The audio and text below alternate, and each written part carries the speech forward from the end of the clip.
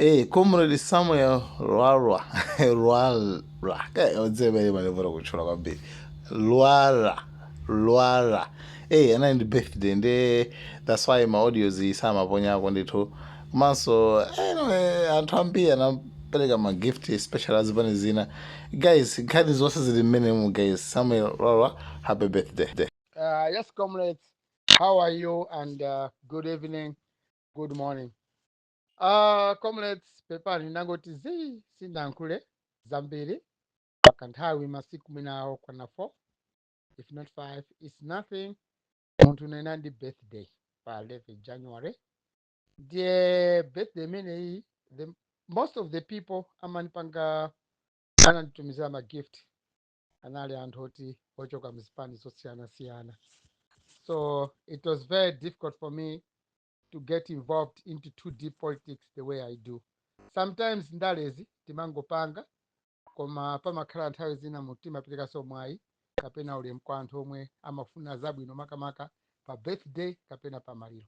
So most of the people amene amandipanga anandipasa kukhanga ndikutumiza ma gift ena mauthenga ena even piece of advices even my wishes anali anthu oti they're not we don't have the same views politically timasiyana pa nkhani yokhuza ndale komabe pa umunthu I can't hide you at least anzathu amene amasapota azitsogolo osiyana-siyana azipani kukhala ngati anandikutira bwino kwambiri komabe I gave them 3 days 4 days no ndiyamba kupanga ndale zanga after this because sichikanakhala chinthu chabwino kuti munthu wina wakuthandiza timasiyana magazo pa ndale kwa pa birthday pangapa anandipangira zinthu zomwe even my family sanapangepo. So it was something that really chinandikhuza kwambiri thinking I thought ineni matukwana kwambiri mwina ena mano anga ndi matukwana kapena ndi manyoza kapena makoma naona kuti kokuja anthu ena mkati mwawo akuti Mr. Rwara, we like you, we love you not because of ndale kapena chali koma niyo ndinu muzathu. So comrades, thank you very much. Ma gift ndalandira mbiriko komanso anthu ambiri andipangaso wish well ena kutipempherera but all along ndimene moyo umakhalira. Comrades, so many people ndizoti mnali kukhumudwa what happened to Rwara chasika ndi chani monga zathu ena kumangidwa ena kukhanga ngati anthu achitenda kumabwera makhomo awo. Of course nanenso zinzotezo ndimakumana nazo. Some of my friends nawonso pena pake anazaupezedwa whatever koma ndi zinthu zomwe zimachitika boma likamagwa kumakhala zambiri zachiyendo zimachitika. Ineyo ndaonapo maboma ngapo akugwa kuyamba boma la Dr. Banda one patelu taiona ikugwa Bakiri Muza akugwa taiona UDF ikugwa taona DPP ikugwa kuzuka taona PP ikugwa ikuphatatata taona zipani zambiri panopa tionanso MCP naso ikugwa ndimene zimakhalira. Boma likamagwa mphamvu zake zimakhala ku polisi kapena ku makhoti. Kwa makhoti amakhala osirizira kuti athane ndi boma. As we are going now 8 months to elections amakhoti ndi amene amatimaliza. So boma lenileni limayenda bwino pa 4 years. 4 years in government ngati boma limetalikamo olo silikupanga bwino kapena msogolero tamikamo sakupanga bwino mathero ake amakhala amene wawo. Now we have got almost 6 or 7 years into elections and choonekerato apapo kuti MCP is packing is going. Even anzanga ako MCP nawonso unena akugwirizana nane kuti Mr. Rwara mnanena ine ndinanena last time ena mandizuzula. I said it by January end Chakwera government ikhala itagweratu. So today muone date ya lero it's about 13 if not 14. Is it 13 or yeah, boma ilili likupita nde boma likamapita pamakhala zambirimbiri because achakwera ndi a MCP apanga maudani ambiri ku Malawi kuno, anthu ophunzira, anthu achipembedzo, anthu osamva, anthu opuwala onse ku Malawi kuno achakwera adana nawo. No one likes Chakwera. So boma likamagwa likamathatha expect a lot of mistakes koma mistake ena amene angapangidwe amakhala too personal. Like panopa ndikuona ngati anthu ena akuzuwa akumatchula anthu wakuti uja anapanga chakuti wakuti uja nemwe wapanga chakuti ndiye kuti boma likugwa. So chinthu chachikulu chikamagwa chimayamba ming'alu kwa ming'alu ija kapena chimalira pansipa panopa MCP as a party is crying chifukwa zabwino zonse zimene amati timayembekeza sitinazone ku MCP. Achakwera kusekera kwawo konse kuja kukutha panopa, kusekera ngati president, kumasekera ngati statesman. This is the time whereby Chakwera is going. About ena mwandifunsa about makamaka ndayankhula ine ndimafuna ndiyankhule Friday, koma ena mwandiyimbira mafoni harwala akabambe etu ajayankhula lero mukuti bwanji. For comrade Kabambe ndayimvera yonse ujeni presa yake. I've heard he talked for the first time. Kabambe wayankhula kwambiri. I didn't know that UTM panopa indipsogolera amayankhula.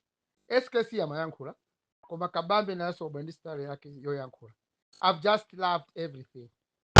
Zokamba zambiri akamba komanso aphunzisaso boma kuti anzathu MCP aziwano kuti ku opposition kumakhala anthu ena they don't just oppose komanso amakhala ndi upangiri wina to try to tell government tina ndi tina tomwe boma ikhoza kupanga panopa. So mavuto amene ali created by MCP tonse tikufa kuwawo. Mavuto ali malawi muno ndochita kupanga.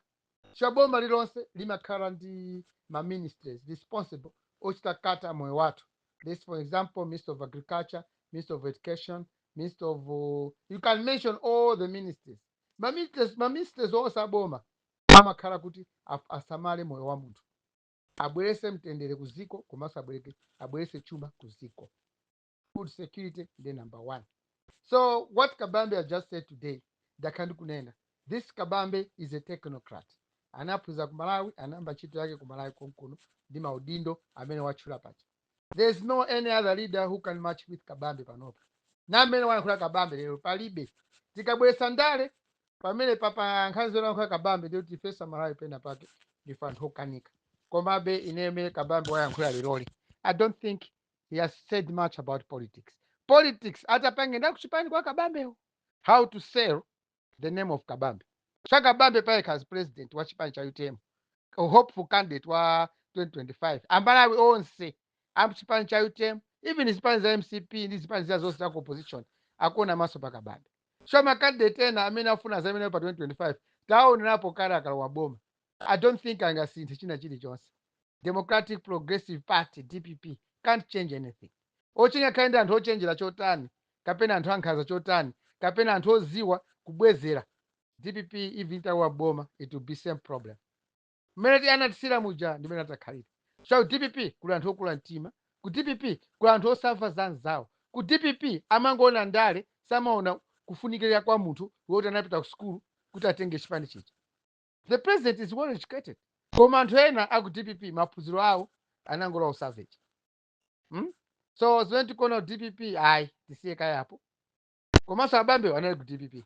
Chena Kabambe anathawa DPP ndi zimene tikuonazi. Zina zimene zichitika ku DPP inde zabwino zikuthandiza kuti tikhoza kuchotsa MCP mboma. Koma nchitidwe wina it is beyond. It's beyond imagination. Chombo tukafuna kukhala kuti chipani chako chikawe boma. Inunso inaka chipani inu mwina kukhala ndi discipline. Inde mukhoza kukhala ndi china chilichonse koma ka discipline kazikhala ku chipani. Ola anthu angapo azikhala kwa discipline ku chipani. Koma chipani chongoti aliyense akuganiza amene akuganizira. Ndiyo chipani imene chocho yakalowa boma. There's achakwerazi. Achakwera tinawo wamboma because of magazi osiyana-siyana. We didn't have collective ideas putting them together kuti achakwera chide run the affairs of the government. So what I'm trying to say, in the DPP, at DPP, they are good, it's a good party. Koma kuyamba lero, kukafika pa September, anthu ena mamembers ena ochipani cha DPP asinthe khalidwe. Makhalidwe awo asinthe. Komanso amene ali oyipisisa kwambiri mchipani chimene cha DPP. Ngakhale ali ndi ma position ali ndi ma position anawina anateka ma position convention angopanga resign. DPP can be a good party. Kwa panopa the only party imene tikuona kuti ili bwino ine ndikuona ngati UTM. And panopa what I'm expecting is from other parties ka chipani cha MCP kapena masipani za opposition tikufunanso anthu ena amene ndi maganizo abwino okhuza dziko lathuli ayankhulepo. Olayankhepo pa zimene andina Kabambe. Kandi Achakwera ayankhulepo nawo ndi kulephera kwawo. Apita Mutharika nawonso ayankhule ngati president. Nthawi iyi speech ya president Kabambe wa UTM munthu ofuna kuyankhirapo azakhale wauyankhula chipani, azakhale minister of information, akhale president Chakwera ayankhe, APM ayankhe, atipele muluza ayankhule, ajosi mbanda ayankhule, ndipo asalephere yani ayankhulepo. Kodi iwo amene akuonera iwo akuona bwanji? So nthawi zina Malawi timasankha mwachimbulimbuli, takhala tikusankha mwachimbulimbuli, atsogoleri athu samadziwa kuyankhula, timayankhula ndife anthu andale, which is very bad. Ineyo pena pake I was keeping myself discipline, so nazamva kuti akabambe ayankhula kuti apanga pressure. Therefore that's why mina china sindimayankhula apart from some well wishers a birthday yanga. So comrades, the way kabambe wayankhula pele pacha amene sanamve ndiye amene ndikutukumve. That's it. But the man has talked. Ena mate kwete kabambe azatipangira chani wayankhula. Kwa amene wayankhula pele pacha suti kapena tonse kamva bwinobwino ya ena mwina upanga nsanje ndimene amamunira kabambe, ena mwina timene timakhalira Malawi, koma chili papa fundo wanena kabambe paja wanena ngati mtsogoleri wa dziko, munthu wokonda dziko lathu Malawi. So comrades, Malawians, I'm very happy the way kabambe has articulated some issues omwe akuna tikhoza aboma lilipo likhagwisa ntchito, komanso watiunika kusogolo zomwe tingase kupanga. Inde malonjezo ambiri akamapanga andale ena amalephereka, koma ngati 10 out of 6 out of 10 zingapangide ndiyo dziko lathu libwino. Chwa vuto dziko lilonse limakhala ndi mavuto ache, just like my families, mabanja amene tinakwatira azimayiwo timakhala ndi mavuto ena akubanja omwe sitimaonesera kunja, koma boma likamba kuonesera zinthu kunja kuti muli mavuto ngati mene zili kumalawi kuno kuti mafuta akusowa. This is something that it was supposed to be handled intensively or internally. Mukati mwa boma makanakhala pansi anthu, milandu imene anthu akumangidwazi sikuti amene akumangidwa ndakutali ndakulakula zipani kapena choka mzipani, amenewo akanakhala pansi nthawi zina. Ndazina president azayitanako anthu, boma lizizowera kumapanga contact and dialogue with us. When you are a policeman sikuti pamene umangomanga munthu chisawawa yani kumafuna kuona kuti Luwala akuti timmange wandale akuti timmange Luwala. What has Luwala done? Ndikutenga malamulo a police imene ikuyendera. What I'm trying to say here is like this: as we are going towards 2025 elections, I mean September elections, pakhala zambiri zomwe MCP azipanga zomangana, koma zathu omanga mwina kukhala ndi maganizo abwino ndithu awu munthu. So nawonso amene akumanga anthuwa panopa, anthu amene akupanga ambushi akufuna zipanga ambushi nyumba za anthu, nawonso tamavota. Akavota udo timavutika limodzi, aliyense kaya kumakhoti kaya kuame kaya kuti even ameki electoral commission nawonso amavota, aliyense kumalawi kuna amavota, palibe munthu amene ali neutral amene samavota kumalawi, tonse timavota. So what I'm trying to say, tilikonde dziko lathu from today kuzafika pa 2025 September 2025 ma election chaka chino pa September, tena Malawi tiwonesese bwinobwino zimene akuyankhula tsogolo lathu andale, tikhale pansi in groups or in teams, tipange digest. Monga ineyo holiday yanga ita Saturday is when maybe I'm going to start moving up and down. Shapalopa Dakari kupuma birthday yanga, and I'm not very free kuti nzikamba zandale. Sure, my well wishers ambiri, they're still calling me, promising something or promising whatever. So comrades, Malawians, what I can say is speech ya Deshoka Bambe liroli ya gwedeza ziko lonse la Malawi. Everyone is shaken about MCP. Namena makambira kabambe muja MCP that dispositioned already. Chazimene kabambe zija, there is no way leadership MCP can reach out kwa kabambe kuti athandize, never. Alaza Chakwera ndale saziziwa zawo za mulungu, koma anthu amene ali nawo amaziwa ndale zimene amaziwa anthu amene MCP ndale zawo zosokoneza. It's not the politics that someone can cherish. Ndale zokhuza kwa MCP anthu owazungulira Chakwerawo, they are not good people. Saziwa ndale kwa MCP kulibe munthu woziwa ndale zinali kale mwina nthawi ya Kabuzo akubwera kumene, koma after cabinet crisis ndale kwa MCP zinangulowa nkhanza. Ndi anthu ena amaona kuti akayika mulamulo wa nkhanza mu democracy anthu azaopa, koma ayi si choncho yayi. Cha munthu ukayika mulamulo wa nkhanza, munthu akhala wa nkhanza, there is no way someone polite enough can advise you. Achakwera boma ilili akanakhala kuti anamugwira bwino Chilima vice president. Kabambe uyu akanakhala advisor wa Chilima pa nkhani ya economics. Chakwera ndi SKC bweza kugwira ntchito limodzi, sikuti kapena advisor akanakhala Kabambe yekha. So many people could have come in kuzathandiza boma la Chakwera. akanakhala Achakwera amachita reach out to the people ozindikira kapena oziwa mmene nkhani yokhuza economy kwa amene amapangira Achakwera ndi mmene ayendesera boma lawoli mpaka kufa kwa vice president palibe chikuyendapo, palibe.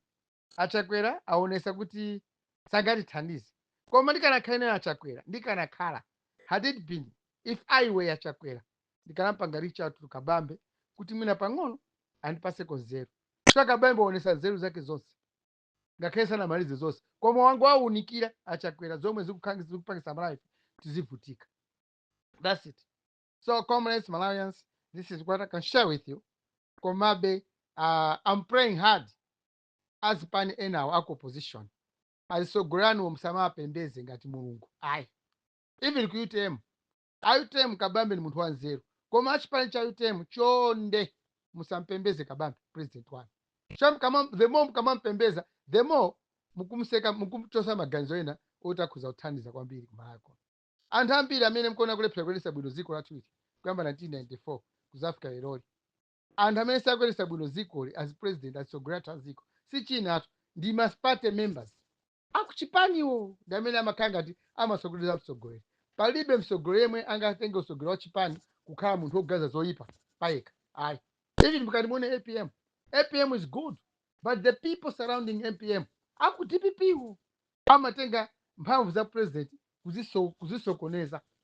Ndiye chonde Kabambe mwana wankhula pale paja he's got the support from different parties, from different types of people and in society.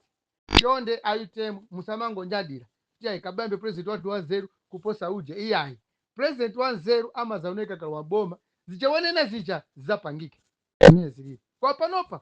The quality of leadership we need is ndi Kabambe. That's it. Leadership panopa ili kumalawi yofunika ndimene ndi Kabambe. That is the only leadership that can save this country. Wazionesa yekha munthu zonse chawanena zija mkati msatire anagwa ku Reserve Bank siboza panali ka director of chandi ku Capital Hill sibo chilichonse oneka Kabambe wazimasula yeye mene alili. So kulipo ndi kwabwino kokuti ngati wina wachipani ndi president anamsa convention ngati alibe upangiri ngati umene huu the best way is let your small party or your bigger party support Kabambe because what he said there is for Malawi. You remember SKC amanena kuti ineyo zafera mbendera imene mini ya Malawi sana nene kuti mbendera imene atazafere iye azafera mbendera imene ndi anthu a UTM okha. He was meaning every one of us in Malawi. Chimozimozi wakamba Kabambe pale pacha is the flag for us Malawians. Zeu wakamba Kabambe zimene zatosefa Malawi si tikabena za ku UTM kokha ayi koma wakala wamboma he is going to champion zeu zimene zija. You need your support. That's why white and anthu ophunzira ena omwe amangokhala ku mastand watching zizikamavutika kumakucha blame politicians. Kabambe wazitaya uko za civil servants iyo panopo wabwera ngati president wa chipani cha UTM. Please Malawians, let's join hands, let's support Kabambe. Azipani zinaso ndibwerense bwerani poyera nanunso pangani presa yanu kambani zomwe mukuzapange pa 2025 mavuto tinawo aufuna more doctors tione madokotala ake ndi atiwo oti atichose matenda tilimo chithupsa anga chithuzule ndani. Comrades, good night and good morning, good day. Thank you, comrades. Thank you. Like, share, Malawian cameras, right.